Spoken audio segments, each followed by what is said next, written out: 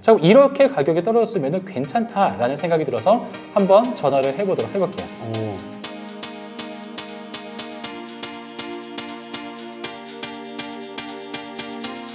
제가 세 가지 단어를 이야기할 건데 어떤 느낌이 드는지 한번 생각을 해보세요. 신호탄, 변곡점, 썰렁. 자, 부동산에서는 어떤 느낌이 들죠? 거래가 안 되고 냉랭한 분위기? 그런... 한산하니까 뭔가 심적으로 두려운 마음이 좀 들 거예요. 자, 그럼 다른 세 가지. 패닉 바잉, 급등, 최고가 혹은 신고가. 가격이 오르다 보니까 빨리 안 사면은 멀리 떨어질 것 같아. 그런 느낌도 들긴 하지만 내가 또 살려고 하니까 내 꼭지에 사는 거 아닌가라는 생각에 또 다른 또 두려움이 들어갈 거예요. 자, 제가 오늘 하려고 하는 주제는 뉴스에서 이야기하고 있는 제일 자주 나오는 키워드거든요. 오를 때도 또 내릴 때도 나오는 키워드인데 어떤 키워드가 나와도 우리는 두려운 마음이 들 수밖에 없어요. 제가 2008년도 기사를 한번 가져왔습니다. 자, 2008년도 기사를 보니까 버블7, 옛날이요 하면서 그 집값 폭락 해가지고 막 나와요. 자, 그리고 고물가, 고금리, 고환율, 3고 해가지고 이 또한도 심리적인 부담감을 또 갖다 주고 있습니다. 또 2008년도에 노도강, 지금 똑같죠. 노도강 해가지고 급하게 올라갔다가 제일 먼저 떨어진다. 투기성 자금이 차익 실현 뒤에 빠져나간다 라는 기사 나오고, 밀레니어 투어, 수익 대출 받아서 강남 집 샀더니 12%가 떨어졌대요. 자, 이런 기사들 보게 되게 되면은 굉장히 두려운 마음이 크겠죠. 자, 근데 지금도 이런 말들이 간혹 나오죠. 자, 그러면은 지금 어떻게 해야 되겠어요? 어떻게 할 수가 없겠죠. 부동산 내가 투자를 했다면은 뭐 내가 바로 팔 수 있는 것도 아니고, 그리고 내가 살려고 해도 좀 두려운 마음이 들고, 현재 나와 있는 이 기사를 또 봐볼게요. 한 방에 1억 떨어졌다. 철옹성 같았던 집값이 흔들거린다. 급매물도 등장한다. 하다 보니까 급매물이 등장하지만 더 떨어질 것 같다라는 두려운 마음이 또 클 거고요. 집값 하락 신호인가? 세종아파트 값 역대 최대폭 하락. 이 또한도 굉장히 많이 떨어졌다라는 생각이 들다 보니까 세종시에는 투자하기도 또 내 집 사기에도 굉장히 두려운 곳이구나 라고 생각이 들 수 있을 거예요. 자, 그래서 한번 과거부터 한번 쭉 살펴보려고 합니다. 이 기사가 우리가 어떻게 바라보아야 되는지 그런 부분을 오늘 좀 이야기를 드리려고 해요. 자, 그럼 2010년도부터 한번 제가 기사거리를 좀 가져와 봤습니다. 자, 서울 경기 지역이 시가총액 41조 원이 감소했대요. 전국 아파트는 27조 원이 감소했고, 이 시가총액이라는 거는 세대수와 그 다음에 그 집값에 대한 가격, 그래도 그 지역의 대장 아파트에 대한 가격대를 이야기를 하는데, 이렇게나 27조 원이나 전국적으로 많이 감소했다라는 거예요. 2010년도에. 2011년도 시장은 어떨 것 같아요? 라고 물어봤더니 대세는 하락세래요. 수도권 아파트 거래량이 절반 이상 감소했기 때문에 그랬대요. 그럼 거래량 가져와 봤더니 거래량이 이러해요. 위에 파란색은 매매 가격이고 빨간색이 거래량인데, 거래량이 올라갈 때 매매 가격이 올라가고 거래량 떨어질 때 매매 가격이 떨어지는 모습을 볼 수가 있죠. 자, 그러면 이 거래량을 현재도 거래량이 많이 감소하고 있다는 뉴스 많이 나오잖아요. 그러면 이거 가지고 어떻게 우리가 바라봐야 되는지 나중에 한 번 더 설명을 드리도록 할게요. 자, 그럼 2012년도 기사를 한번 가져왔어요. 내 보증금도 집값 하락에 세입자들은 발동동거린대요. 왜? 역전세가 나니까 전세값이 매매가보다 더 비싸지는 상황이 오니까, 왜? 집을 안 살려고 하고 매물은 쌓이고 하다 보니까 사람들은 집을 사게 되면 두려운 마음이 커지다 보니까 내 돈을 아끼기 위해 어떻게 해야 돼요? 임차로 들어가서 전세로 들어가야 돼요. 자, 그럼 어느 순간 전세 가격이 매매 가격보다 높아지게 되죠. 근데 이거를 임대인이 쉽게 내 돈을 안 주다 보니까 발동동 거린다는 거고, 또 압구정, 여의도, 용산 집값 하락, 주요 지역도 하락을 하는구나. 자, 그리고 2019년도 최근이죠. 이 또한도 하락에 대한 기사가 많이 있었거든요. 전문가 59%는 1년 뒤에 서울 집값 하락한대요. 60% 정도가 2019년 4월 달에 얘기했는데 1년 뒤면은 2020년도 4월이죠. 그때 제일 많이 폭등했었던 시점이었죠. 물론 그 당시에는 코로나19라는 어떤 변수가 있긴 했지만, 코로나19가 들어왔었던 2020년 3월 훨씬 이전에 2019년도 하반기부터 미리 상승을 하고 있었거든요. 자, 그리고 역전세난 2019년 2월달 기사에도 전세값 하락이 가속화되고 있대요. 입주 물량도 넘쳐가지고 역전세난이 지속할 가능성이 굉장히 높다라고 이야기를 하고 있습니다. 자, 그래서 한번 각각의 도시별로 가격에 대한 변화를 한번 가져왔는데, 2008년도, 2009년도, 2010년도, 2012 2012년도, 2019년도 해가지고 제가 지금 가져왔던 기사들에 대한 부분인 거고, 자 그러면 어떤 지역은 올라가고 어떤 지역은 떨어지고 있거든요. 2008년도로 봤더니 상승은 부산과 광주가 하고 있었고, 그리고 하락은 서울과 대구가 하고 있었고, 대전은 보합세였죠. 그리고 2010년도는 서울은 부산, 광주, 대구, 대전이 다 올라갔었지만 서울은 하락했어요. 자, 2012년도는 상승은 대구, 광주, 하락은 서울, 부산, 대전. 2019년도는 상승은 대전, 하락은 서울, 부산, 보합은 광주, 대구. 자, 여기에 공통점이 하나 있습니다. 기사를 보게 되게 되면은 하락에 대한 어떠한 심리적인 두려움을 주는 기사들이 있죠. 제가 지금 가져왔던 모든 기사들이에요. 자, 그 한 해마다 다 보다 보면은 서울이 하락 기간이 들어갔다는 거예요. 자, 그러면은 서울이 떨어지게 되면은 기사가 두려운 어떤 기사가 나올 수밖에 없게 된다는 거죠. 다른 지역에 대한 시점이 아니라 오로지 서울, 경기권이라는 거예요.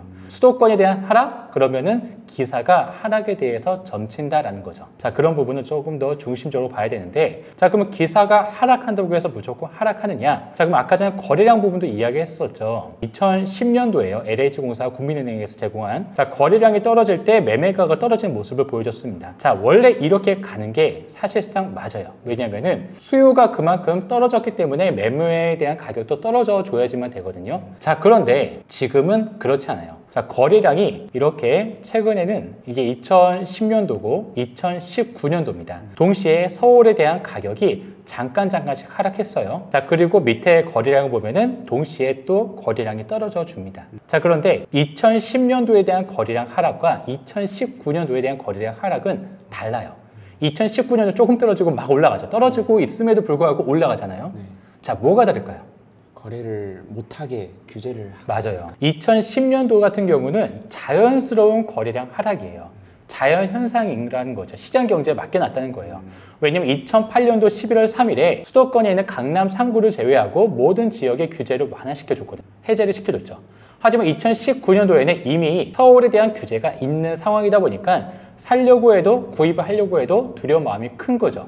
그러니까 대외적으로 외부에 대한 변수로 인해 가지고 거래량을 억지로 감소시켰다라는 거예요. 그래서 가격의 하락이 그냥 오랫동안 지속이 되지 않고 금방 올라갔었다라는 차이점이 있다는 거예요. 그래서 거래량에 대한 하락을 볼 때도 이게 자연적인 현상인 거지 아니면 어떠한 외부 요인에 의해서 움직여지는 것인지를 한 번 더 살펴볼 필요가 있겠죠. 자, 그리고 최근에 나왔던 기사예요. 관악구 A 아파트는 8월 달에 8억 2천만 원이었는데 10월 달에 6억 5천만 원이나 하락을 한 거예요. 굉장히 많이 떨어졌죠. 네. 굉장히 이렇게 많은 하락을 보여줘가지고 이렇게까지 많이 떨어졌으면은 지금 이 정도의 가격대라면은 사도 되는 거 아닌가요? 그렇죠? 사러 가야죠. 네.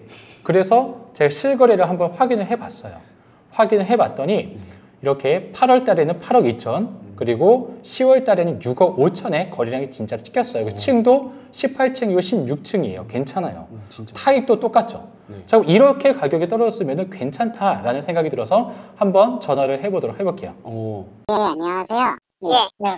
아파트에 좀 관심이 있어서 좀 보고 있었었는데 최근에 6억 5천에도 실거래가 좀 올라온 것 같아가지고 혹시 비슷한 6억 5천짜리는 그냥 비공개적으로 된 걸 거야 아마. 방송이나 증여로 됐을 거예요. 그거는 친척 시간에 싸게 주고 받고 30%까지 할 수 있으니까 그런 거예요. 6억 5천짜리 있을 수 없는 거예요. 예, 경매도 그렇게 안 돼요.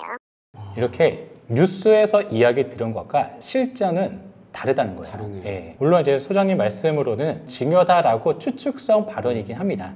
하지만 이 정도 현재 매물로도 8억 4천, 8억 1천, 7억대가 나오지 않고 있는 와중에 6억대가 나온다는 건 사실상 불가능하거든요. 자, 그리고 다른 세종 같은 경우도 또 이런 기사가 나왔거든요. 세종에 있는 H아파트 전용 76인데 3월 달에 8억 1천이고 10월 달에 6억 5천이에요. 그런데 이제 1월 달부터 쭉 보다 보면은 거의 7억대가 시세인 거구나 라고 한번 생각을 해볼 수가 있어요. 8억 천 최고가였던 하나를 가지고 왔던 거고, 그리고 최근에 찍힌 6억 5천 하나를 찍은 거죠. 여기에서 중요하게 봐야 될 거는 최고가와 최저가 딱 한 포인트를 잡았다는 거죠. 자, 여기서 제가 말하고 싶은 부분은 기사는 이렇다는 거예요.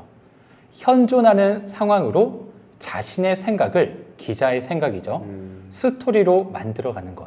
지금 제가 이렇게 이야기하는 것도 제 생각을 스토리로 이야기하는 거예요. 서로 다른 견해에서 이야기하는 부분은 서로 어느 정도 인정을 하고 받아들여 줘야지만 돼요. 자, 그래서 어떤 부분이든 사실은 사실이 아니다라는 것만 한번 이해를 하면 돼요. 사실이라는 거는 그냥 누군가의 의견인 것 뿐이지 이것 또한도 어떠한 스토리고 어떠한 검증이 거쳐져 있지 않은 것이다. 자, 그럼 그런 검증을 내 스스로 한번 이해를 하기 위해 난 어느 쪽 편에 쓸 것인가 라는 것을 하기 위해서는 내가 직접 전화를 해봐야 되고 내가 직접 확인을 해봐야 된다는 거예요. 그냥 기사나 혹은 어떤 뉴스에서 나온 어떤 이야기를 가지고 아, 지금 이렇구나, 지금 사회는 이런 거구나 라고 그냥 받아들이게 되면 우리는 트루시니스에 빠질 가능성이 굉장히 높다라는 거죠. 기사를 볼 때는 내 생각을 조금 더 깊게 한번 참여를 시켜보고 내가 한번 직접 확인을 해본 다음에 나 스스로를 이해를 하자라는 부분을 오늘 꼭 이야기를 드리고 싶었습니다. 아, 저는 요즘 기사를 보고 네. 막 서울이나 세종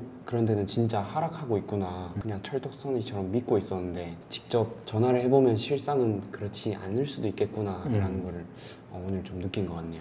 자, 그리고 물론 세종시와 대구시 같은 경우는, 대구광역시 같은 경우는 심리적으로 하락에 대한 변곡점은 분명해요. 하지만 정확한 어떠한 사실을 우리가 이해를 할 때는 우리의 직접적인 참여가 반드시 필요하다는 거예요. 자, 반대의 경우도 똑같겠죠. 지금 하락에 대한 이야기를 했지만 상승한다 라고 이야기를 해도 정확하게 이 지역이 진짜로 상승하는가 라고 내가 직접 확인해 볼 필요가 있다는 거예요. 이거는 단순히 부동산뿐만이 아니라 우리 주변에 있는 모든 것에 대해서 그렇게 받아들이면 훨씬 더 깊고 또 새로운 시야로 접근할 수 있을 거라 생각이 듭니다. 자, 그러면 오늘 여기까지 이야기를 한번 해보고요. 또 다른 새로운 재미난 이야기로 한번 호피님과 이야기를 한번 해보도록 할게요. 네, 네, 오늘 고생하셨습니다. 감사합니다.